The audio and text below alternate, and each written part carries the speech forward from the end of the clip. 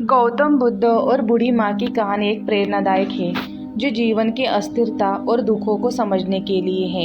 एक बार गौतम बुद्ध अपने शिष्यों के साथ भ्रमण कर रहे थे। रास्ते में उन्हें एक बूढ़ी माँ मिली जो अपने मृत बेटे का शव लेकर रो रही थी। वह बहुत दुखी थी और व्यथित दिखाई दे रही थी। बुद्ध ने उनके पास जाकर पूछा, क्यों रो रही हो माँ? बूढ़ी माँ ने उत्तर दिया, यह मेरा बेटा है जिसने मैंने जन्म दिया है, बड़ा किया है, पर अब उसे खो दिया है। मैं इसे वापस चाहती हूँ। गौतम बुद्ध ने कहा, माँ, क्या तुम जानती हो कि दुनिया में हर किसी को एक न एक दिन मृत्यु का सामना करना पड़ेगा। सब कुछ अस्थायी है। तुम्हारा बेटा चला गया, लेकिन मृत्यु सभी को भाग रखा है। क्या तुम जानती हो कि तुम्हारी आंसुओं का कोई अंत नहीं है?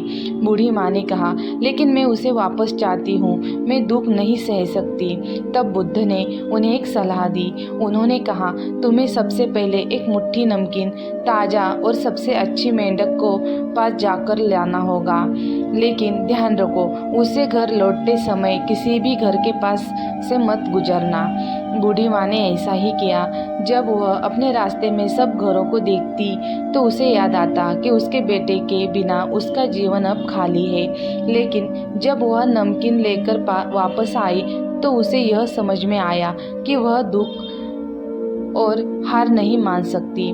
बुद्ध ने कहा, देखो माँ, तुमने इस ज्ञान को प्राप्त किया है। मृत्यु एक सत्य है जिसे हम नकार नहीं सकते, लेकिन जीना भी एक सच्चाई है और हमारे जीवन में संतुलन बनाना आवश्यक है। जब तुम दुख को स्वीकार करोगी तभी तुम सही मायने में जी पाओगी।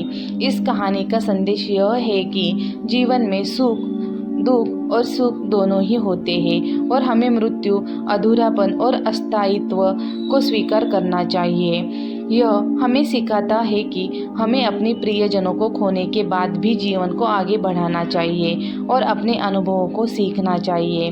गौतम बुद्ध की यह कहानी यह दर्शाती है कि जीवन की कठिनाइयों से कैसे निपटा जाए और हमें अपने दुखों को स्वीकार करते हुए एक सकारात्मक दृष्टिकोण रखना चाहिए।